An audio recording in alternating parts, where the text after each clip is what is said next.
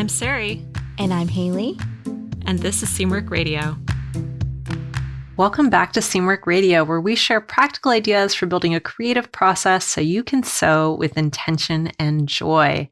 And it's August, so that means it's time for the fall session of Design Your Wardrobe. So over the next 4 weeks, Haley and I are going to be taking you along as we do the entire Design Your Wardrobe program so that you get a peek inside our personal design processes. Today, we're talking about week 3 of Design Your Wardrobe as we define our color palettes. So if you missed the first 2 episodes, you can check those out. They are the 2 episodes you should see above this one in your podcast platform of choice. So we did week 1, which was all about gathering inspiration, and week 2, which was about setting the context and creating the mood board. So before we dive into today, let's start with an icebreaker. Do you feel like the color palette you've chosen, Haley, is reflected in your stash of fabric that you already have? Yes and no. It's complicated because I've been collecting fabric for a very long time. And so the fabric I have in my stash is a reflection of Haley from ages 17 onward. Yeah, very true. I definitely have some of it there for sure. But I have some holes. That is for certain. What about you? I think yes, for the most part. I think I've been gradually collecting more and more fabrics that kind of fit into the palette of colors that I wear the most. So I do feel like most of the fabrics I have do generally fit within the palette I've established for myself. I think the more difficult part is finding the right fabric, the right weight, the right texture, and the right palette to fit into what I'm envisioning for the season. So I think that's the hard part, but I'm going to do my best to use what I have as much as I can. So it's an interesting process to go through just to look at your stash in light of this whole concept of creating a palette for yourself. All right. Well, if you have an icebreaker that you'd like to ask us for a future episode, Seamwork members can leave them for us at seamwork.com/go/icebreakers, and that'll take you to a thread on the community where you can leave your own idea for an icebreaker question, and we'll use it on a future episode. Getting into today. So if you're not familiar with Design Your Wardrobe, what it is a 4-week program that we run twice a year that helps you to design your wardrobe for the upcoming season and then create a sewing queue out of that. And it's this very fun, very comprehensive program. And a big part of the fun is doing it with other people. And we do that twice a year. And you get to really experience all of the collective excitement as a community. And we wanted to bring a taste of that to the podcast this month by sharing our own process for Design Your Wardrobe. So between the two of us, we've done this program many, many times. So we're going to be discussing our own plans for the season, but we're also going to throw out some great pro tips along the way. So in week 3, we really build out our palette, and our medium for that palette is fabric. So we're going to be digging into color and patterns and talking about our stash today. All right. So Haley, what did you find in your stash when you went through your fabric stash? I think the things that I found in my stash that spoke most to the collection I'm building is I found a lot of knits that would work really well. Knits with great textures like waffle knits and rib knits and things with like a little bit of like a nap or texture to it. So I have things that are in that vein that really fit the bill, but I feel like that's kind of where it stops. Yeah. Unfortunately, for my specific plans that I have for this season. What about you? I discovered a lot of really beautiful prints. I have a lot of great prints. I'm not that drawn to prints this season as much as I normally am. I do want to have more solids, so that was one thing that I noticed. Some really beautiful floral prints, especially. I want to incorporate a little bit of that, but I have a lot more in my stash than I think I'll be using. I did find a really great sweater knit that I had forgotten about. Still not entirely sure if I can fit it in to my wardrobe plan, but I really like it and I really like the color. And I even bought the matching rib to go with it. So I feel like I can do something with that. I found not as much black as I wear. I think sewing with black can be a little bit boring, but I like to wear black. So that's something that I feel like is missing a little bit. But that's kind of what I found as I went through my stash. Yeah, sewing with black is also hard on your eyeballs. Yeah, it is a little bit. And God forbid you have to unpick a seam. Like, forget about it. Yeah, true. So you mentioned black. Mm-hmm. Can you tell me a little bit about your color palette that you landed on? Yeah, it's pretty similar to the one I had last fall. My color palette is, again, black, white, cream, and then I have camel, navy, a light, like cooler brown, and then a scarlet red, which is kind of like my pop of color in there. Not like a rusty red, but more of like a true kind of lipstick red, I guess. A little bit of a blue toned red. Still definitely red though, rather than burgundy. That's my palette for the season. What about you?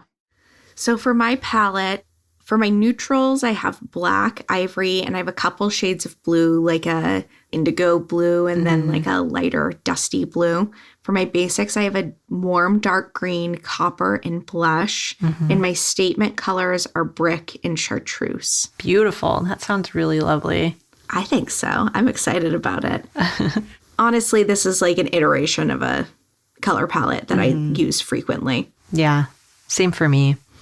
So do you find that you lean more towards one category of colors, like neutrals, basics, or statements? I do, for sure. I definitely lean very heavily on neutrals.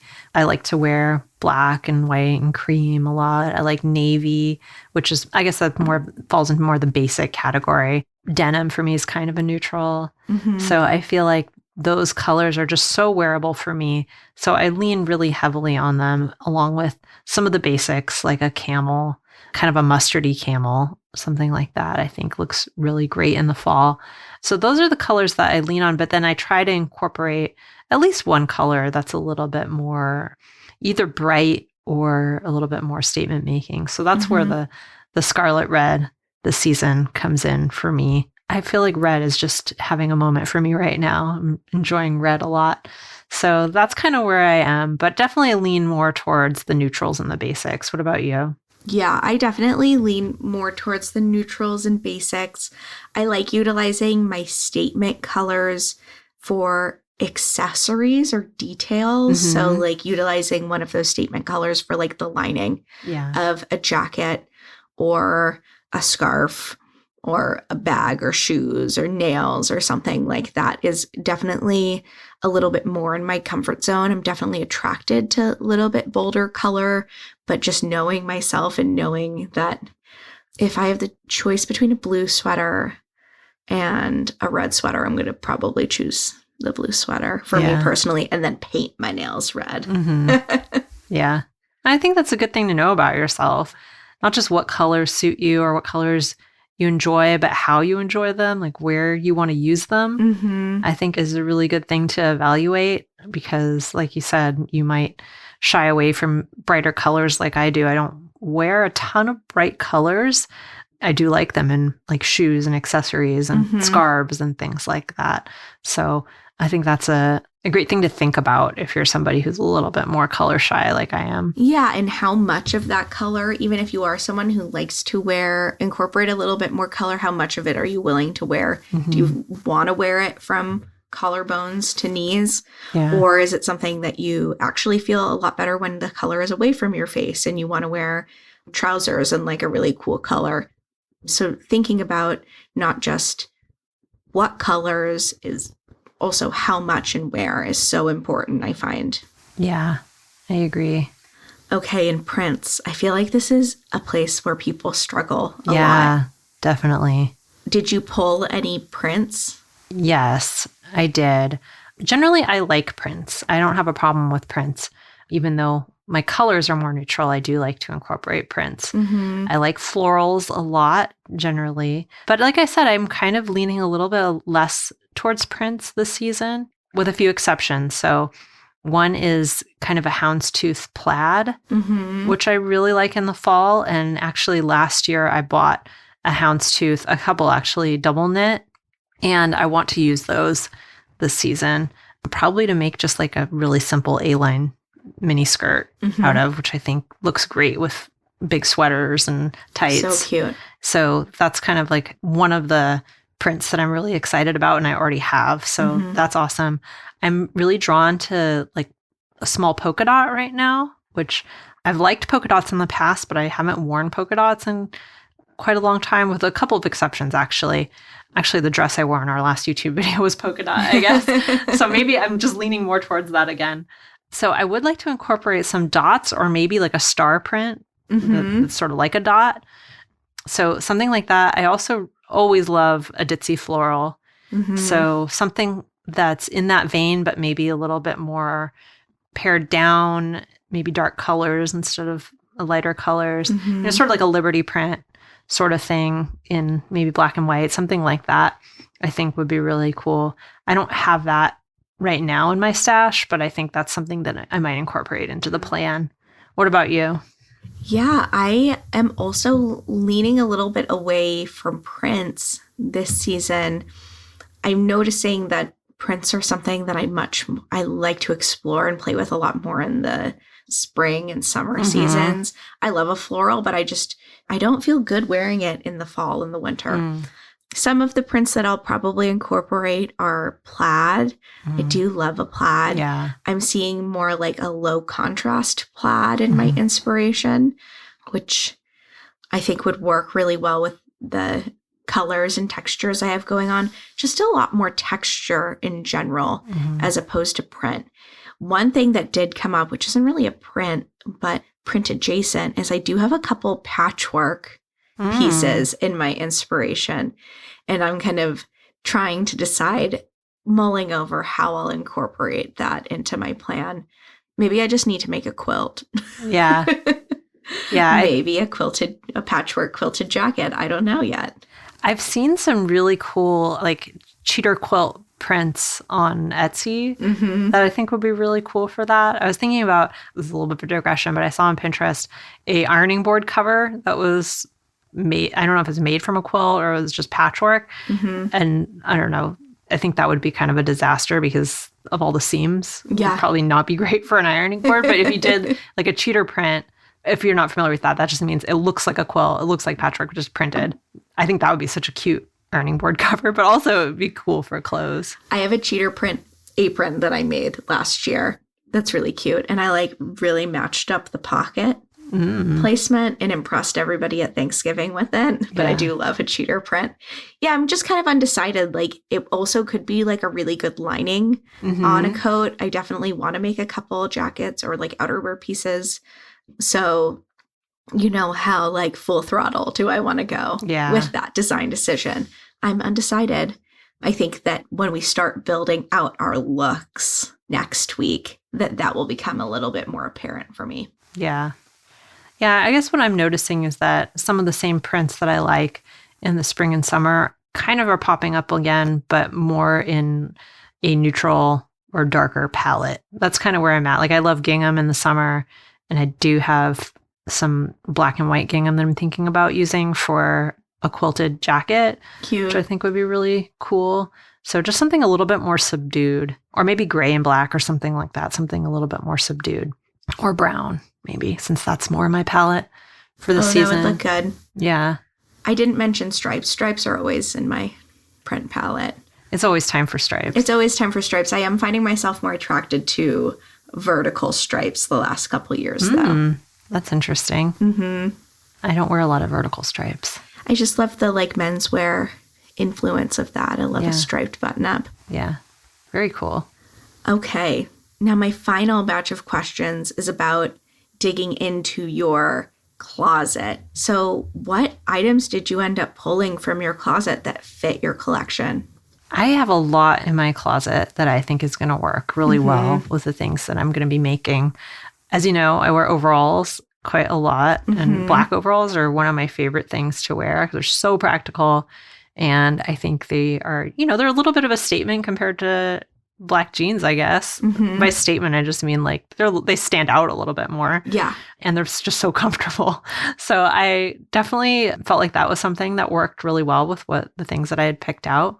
I think a lot of my really pretty blouses that have kind of voluminous sleeves, that kind of like bohemian look to them, are going to work really well with the things that I've picked out.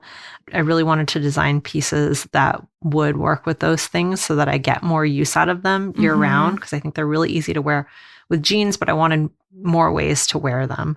Those are things that really are going to fit in very well. And then some of my longer dresses as well, which I wear throughout the year, just layered with tights and boots. And I think some of the things that I'm going to be making, like the jackets, the quilted jacket, if I knit a sweater vest to go over them, different ways that I can layer them to make them interesting and create new outfits out of the old pieces in the fall. So that's a big focus for me with this particular collection.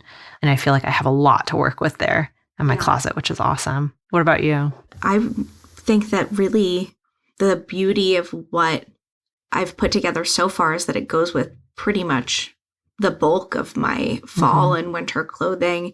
I tend to wear a lot of jeans, lots of button-ups and button-downs, sweaters, those kinds of things. So I'm really trying to lean into items that will complement all of those things really well. Yeah, same. I think that's such an important part of this whole process that often gets missed, is just how can I make this work with what I already have. And I think that's part of the beauty of Design Your Wardrobe, is that it really helps to resurface some of those things that you already own.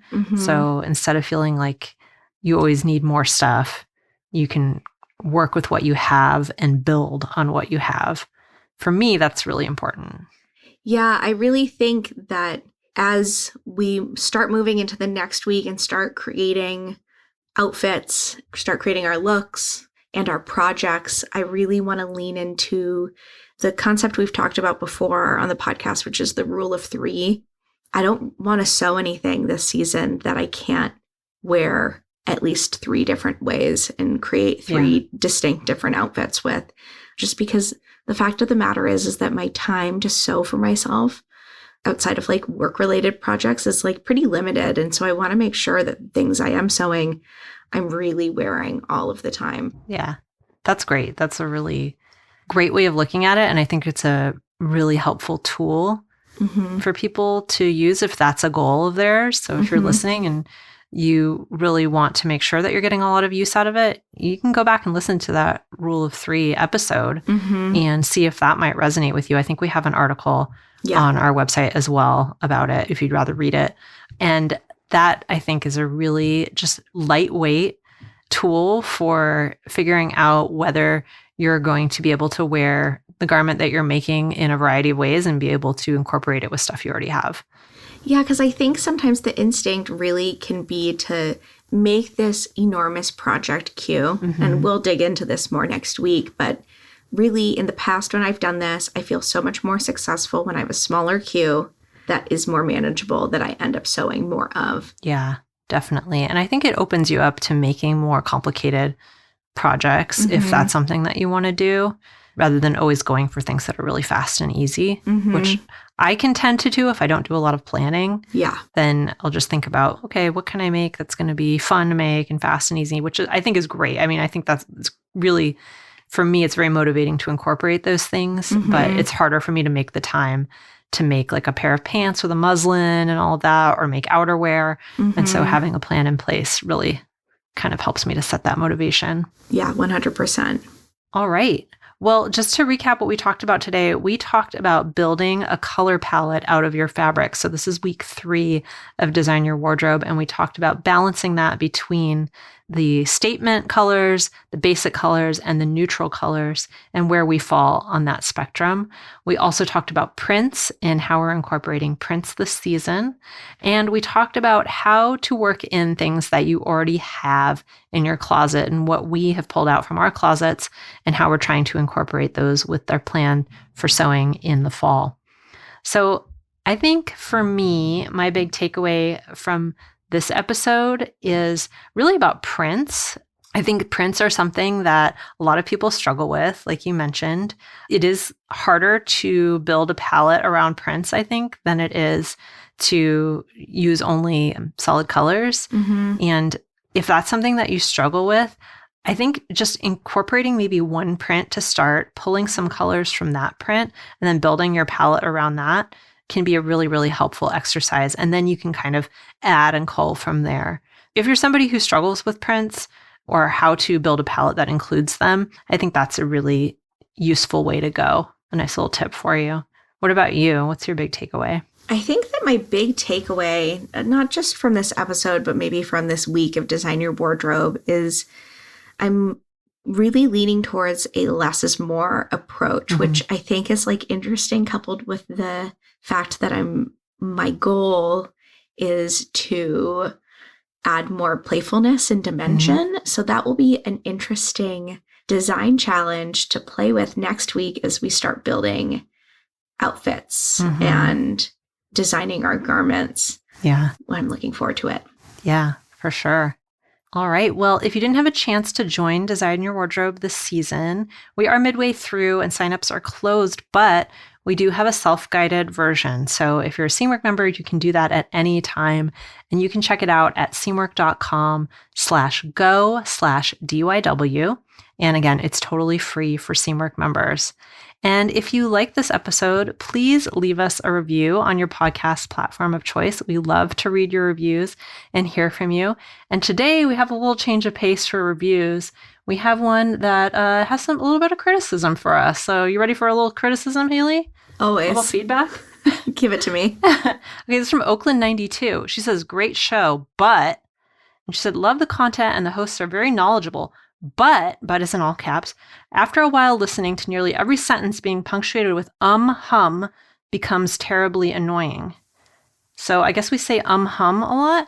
Sorry. I don't know. Maybe she might have meant to say or yeah, I do say that. So yeah, I think that's one of the occupational hazards of having a less scripted show. Yeah. Is you get those little natural filler words and sounds and syllables. So yeah, we're just talking, so it's hard not to have filler words as a human being. But I always think about Ira Glass on this subject because he says a lot. He does. And his whole thing was, this is how people speak naturally, and it makes me sound natural because I'm just speaking. And if I cut those out, I would sound like a presenter or a robot. I did just catch myself saying so well, thanks for listening anyway. Yeah. And we appreciate the compliment too, and that you like the content and think we're knowledgeable. So that's very nice. Yeah. And we're sorry that we say, I did notice actually, as you were talking, I was agreeing with you a lot. And I do say, You just did it. Oh, well. I don't know if it's going to change, if I can change the way I speak. But thank you, Oakland 92. And if you have a review that you'd like to leave for us, we appreciate, hopefully it's a 5-star review that really helps people to find the show. So if you would like to leave us one, we would super, super appreciate it. And we'll probably read it on a future episode. I also wanted to mention, if you have a question for us, if there's something that you'd like us to answer on the show, you could also leave that in your review. So if you leave a 5-star review and you leave a question for us, we'll try to answer it on a future show. So we're going to give that a shot and see how it goes. All right. If you want to follow us elsewhere, you can also find us on YouTube at Seamwork Video. And there you can see Haley and I in the flesh, so to speak, if you'd like to see our faces while we talk. You can also follow us on Instagram at Seamwork. And if you'd like to join Seamwork and become part of our private community, plus get access to hundreds of sewing patterns and dozens of sew-along classes, podcast listeners get a 50% off lifetime discount when you join at seamwork.com/go/podcast50. So that's seamwork.com/go/podcast50. And that does it for us this week. We'll be back next week for the final week of Design Your Wardrobe. I'm Sarai. And I'm Haley. And this is Seamwork Radio. Seamwork Radio is brought to you by the team at Seamwork. Seamwork's an online community that supports you in creating a wardrobe that feels right for you. When you join us at Seamwork, you become part of our private community of makers, and you also get access to monthly sew-along classes, a library of over 200 sewing patterns, and tons of great resources to help guide you through the sewing adventure that you choose. Podcast listeners can get half off a Seamwork Unlimited membership, which means you can download as many of those 200 plus patterns as you want at any time, and our community will be there to guide and support you. If you'd like to join us for half off, just visit seamwork.com/go/podcast50. You can also find us on Instagram at Seamwork, or visit our YouTube channel, which is called Seamwork Video. We love hearing from you, so let us know if there's a topic or a personal story that you'd like us to cover. Thanks for listening to Seamwork Radio.